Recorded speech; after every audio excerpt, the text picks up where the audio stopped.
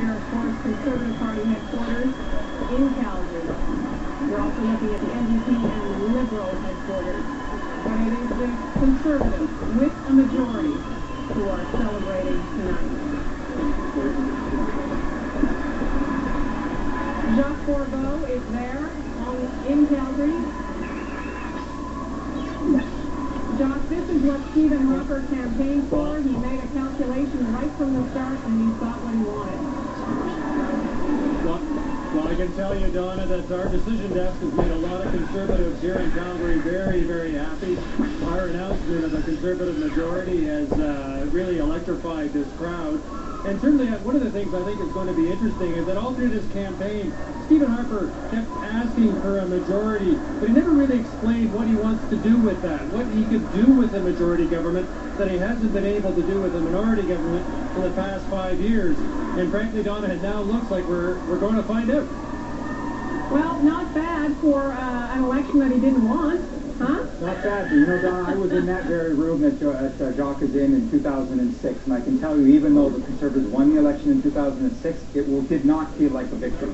Tonight is what they were waiting for in 2006, and they got it, albeit 5 years later. The message was very clearly, Donna, the Prime Minister said right from the get-go that he wanted to see a stable government. I think that's what the country needs right now, and that's what Canadians have at least partially voted for. They voted for change on the one part, on the second place, but as far as their government goes, they wanted obviously a stable government. And Eric, let's bring in Eric Sorensen, who's brought us, come back to his virtual set. Our guru is here at the desk now. I'm only here virtually.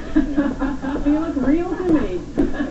Eric, what I wanted to ask about is the NDP and the Liberals essentially switched positions tonight, right? Which meant the Tories picked up seats, enough to get a majority, but they got what they wanted. The NDP certainly surged ahead, but the vote just switched, didn't it, between the NDP and the Liberals? Yeah, essentially. I mean, the vote splits in Ontario is what probably hurt the Liberals most. The NDP has, won lots of seats in Quebec. They have delivered some seats probably to the Conservatives in Ontario, and there may be even more seats for the Conservatives to pick up the rest of the way. But it leaves a very funny situation where you have the two parties that were on either side of the issue of national unity, the Liberals decimated and the Bloc Québécois decimated. And I'd be interested in Jay Hill and Sheila Copps talking a little about where this leaves the national unity question, because the Conservatives are going to have a majority, but it's not a Mulroney majority. It's not a majority with nationalists in part of that Quebec caucus.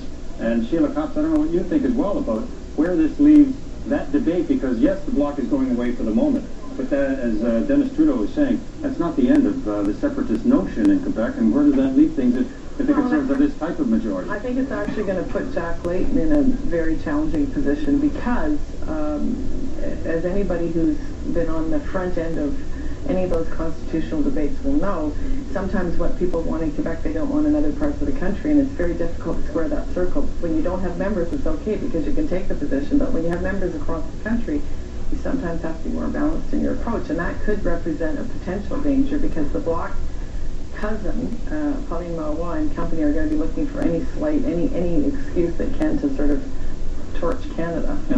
Let's just check in at Conservative Party headquarters, Stephen Harper's headquarters in Calgary. Peter Harris is down in the crowd there.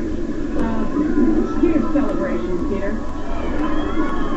Well, Donna, as it was lurching towards majority territory, this crowd was going back and forth saying, one more. So as each seat was piling on towards that majority marker that we announced, they were looking for it. Now, this group especially was raucous. They were extremely loud. I think this is something that Stephen Harper was talking about all through the campaign. He's worked for years for this. And here's one supporter that was particularly loud in the crowd. So now I'm putting you on the spot. What do you think now that it's actually happened? I am so thankful that Canada's going to have a strong government. I was a little worried, and now my heart is at rest, and I can start partying. What were you worried about? I was worried about another minority government, and to be frank with you, an NDP opposition on that.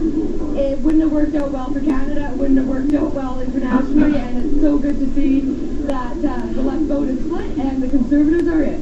They went right up the center, but I mean, you have the NDP now. Jack Layton will be staring down Stephen Harper in the House of Commons. I mean, does that change the dynamic a bit? Oh, of course it's going to change the dynamic. You have an NDP opposition. Who would have ever thought that could have happened? However, you're going to have an NDP opposition. I knew she was going to scream, Donna. She's been screaming for the last 10 minutes. So there you go. Back to you. All right, Peter Harris at the Stephen Harper's headquarters in Calgary. Much different mood over at the Liberal headquarters in Toronto. That's where Shirley Engel is. Shirley. Well, Donna, there's hardly anyone in this room, just small pockets of people shaking their head in disbelief, mouthing the words, "Oh my God."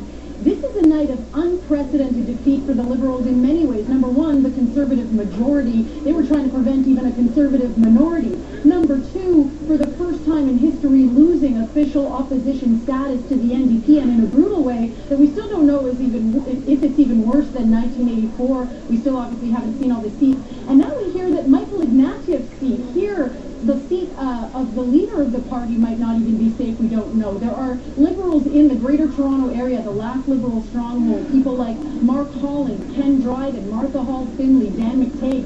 These are Liberals who are stars in the party. They make up the core of the party, and we still don't know if they're elected. So what you're seeing tonight is the defeat of this party, and some are even saying behind the scenes that this could be just what the Liberal Party needs, that they need to they're going to go down, they need to go down all the way, they need to really do some soul searching. The post-mortem in many ways has already begun. A lot of people wondering what went wrong. Perhaps Canadians really did feel this was an unnecessary election, and they seem to have overwhelmingly rejected what Mr. Ignatieff is selling. So a lot of teary eyes here tonight, Donna. Yeah, and I just want to bring in Eric Sorensen. Michael Ignatieff himself looks like he's losing his seat.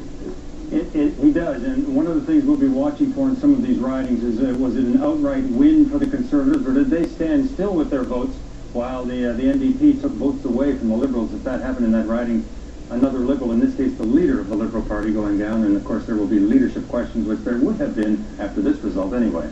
And there is one party tonight who can't believe their good fortunes. That is the NDP. That's where Mike Drolet is at NDP headquarters in Toronto tonight. Mike? Yes, this is a stunned group of NDP supporters here today. Certainly, they never expected to get over 100 seats. I don't know what's more shocking, the NDP result, the Liberal result, or the Bloc result. I lived in Quebec for a couple of years, and I'm absolutely stunned by that.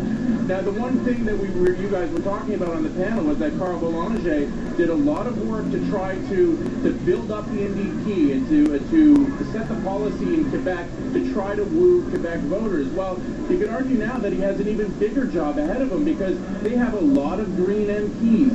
A lot of people who, I believe the number was 61 in Quebec in terms of the NDP seats.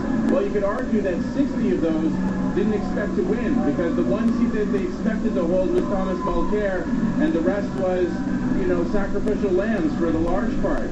But they kept on going back to Quebec, and he was really forcing the issue there. So they're excited as anybody could possibly imagine they could be. Donna?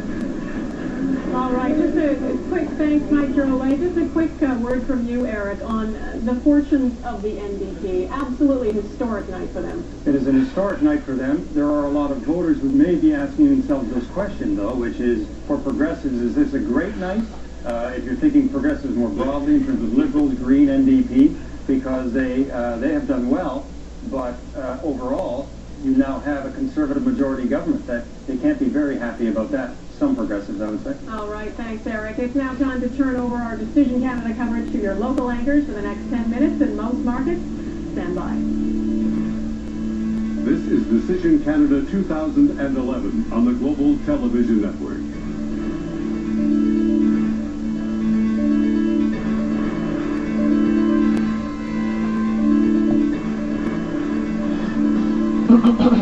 BC results are coming in very slowly, but we are starting to see some numbers as Conservatives and New Democrats celebrate across the rest of the country. Good evening and welcome back to our local coverage of the 2011 federal election.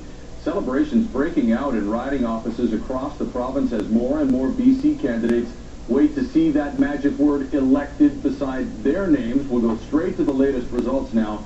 So here's Jill Kropp in our results center. Jill. Well, Chris, it's been really interesting so far. We have seen some swaps in all our ridings very quickly. Let's run through all of them. Vancouver Centre, no results yet. This, of course, Hetty Fries. This is expected to be a safe riding for Hetty, but boy, have we seen a Liberal collapse tonight. She could lose that riding. Vancouver East also should be safe for NDP incumbent Libby Davies, although Irene Yap, who was challenging earlier. Vancouver Kingsway, Tran Nguyen is challenging Don Davies, who is the incumbent there, so he could be in a little bit of trouble. Vancouver Quadra. This has gone back and forth. Look how close that is between incumbent Joyce Murray, the Liberal, and Conservative Deborah Meredith. Very tight race there. Vancouver South. Wei Young in the lead at this point. Ujjal Dosanjh has to be concerned about how this night is going to turn out for him. Keep in mind, though, early numbers. North Vancouver, Andrew Weston in a battle, or Saxton rather, in a battle with Talib Noor Mohammed, the Liberal candidate surging there. West Vancouver Sunshine Coast, Sea to Sky, John Weston, the incumbent, is being challenged by Terry Platt of the NDP. Burnaby Douglas, Kennedy Stewart, the NDP, he is not the incumbent, but this is an NDP riding. He's expected to win that, looking like he might do that. Burnaby New West, Peter Julian in a very strong lead against Paul Forsyth, who's a long-time politician. He was an MP for 12 years, challenging there. New Westminster, Coquitlam, Finn Donnelly in the lead for the NDP. Diana Dilworth of the Conservatives challenging. She's currently a Port Moody city councillor. She could be headed to Ottawa, depending on how the polls play out through the rest of the night. Delta Richmond East, as expected, the Conservative Carrie Lynn Findlay running away with that one. One of the few where we've seen somebody running away. This as well, Richmond Alice Wong of the Conservatives expected to take this. Looks like she will. In Port Moody, Westwood, Coquitlam, James Moore, the incumbent MP. He is going to win tonight. I'm going to go on a bit of a limb there, but I think he's probably safely got that wrapped up.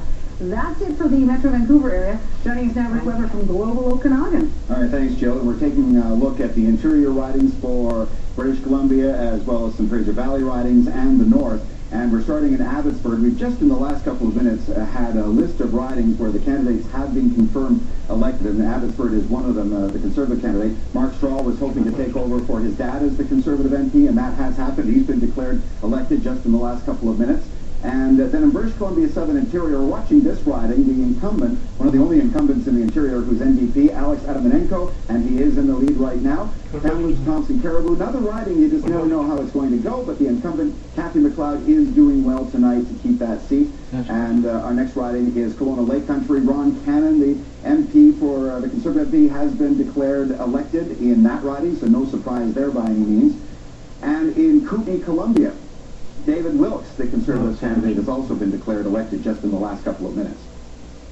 Moving on to Okanagan-Coquihalla, where they were looking to replace Stockwell Day, and there was quite a competition to become the Conservative nominee there, and it looks like the Conservatives are going to keep that riding. In Okanagan, Shuswap, Colin Mays declared elected, longtime Conservative MP in that riding. So again, a lot of Conservatives being elected in the Interior. Dick Harris having no problem. He's been elected many times in Caribou, Prince George, and looks like he's on his way there tonight. And in Prince George, Peace River, Lois Boone is a former provincial politician, and we wondered if she would give the Conservatives a run for money, but the Conservatives are leading there. And in Skeena-Bulkley Valley, the NDP incumbent, Nathan Cullen, is looking like he'll keep his riding quite handily. So that's what's going on in the Interior. And right now we're going to check with Randine for the Fraser Valley and for Vancouver Island. Thank you very much for that, Rick. And we are, even though the Conservatives have been declared the majority government, there's still many interesting races taking place. Right now, there's no polls reporting, but the races between Sip Dhaliwal of the Liberals and Jimmy Sims of the NDP there. In South Surrey, White Rock, Russ Hebert, he's a lock. He's expected to keep his seat, no problem. He should be declared fairly quickly. In Surrey North, Donna Cadman is tight with Jasper Sandhu. She's been called the invisible candidate, and she's going to be fighting for her life tonight. In Fleetwood, Port Calais, again, Nina Grewal should be expected to keep her seat, and she is leading there. In Langley, Mark Warwa has already been declared the victor, 64% of the votes, with 17% of the polls reporting so far. In Pitt Meadows, Maple Ridge, Randy Camp also expected to win that seat, a fairly safe seat for the Conservatives. And in Victoria, Denise Savoy, 50% already with 8 polls reporting that is a fairly easy seat for the NDP to win in that Victoria riding. In Esquimalt, Wanda Fuca, however, no polls reporting yet, but the horse race is between Troy D'Souza and Randall Garrison of the NDP. In the Saanich Gulf Islands, Elizabeth May leading so far, none of the polls reporting, but this is a race between her and the incumbent Conservative Gary Lunn. In Nanaimo, Alberni, this should be a fairly tight race as well. We're not expecting the NDP to beat the incumbent so far, but that looks like what's happening. In Nanaimo, Cowichan, Jean Crowder should be able to keep her seat for the NDP tonight. And finally, in Vancouver Island North, this is also a horse race between the NDP and the Conservative Party. John Duncan, the incumbent, leading slightly, or trailing slightly, behind Ronna Ray Leonard so far. So, Chris, that's what we have so far from the election center. We'll keep you updated in just a few minutes. All right, thanks very much.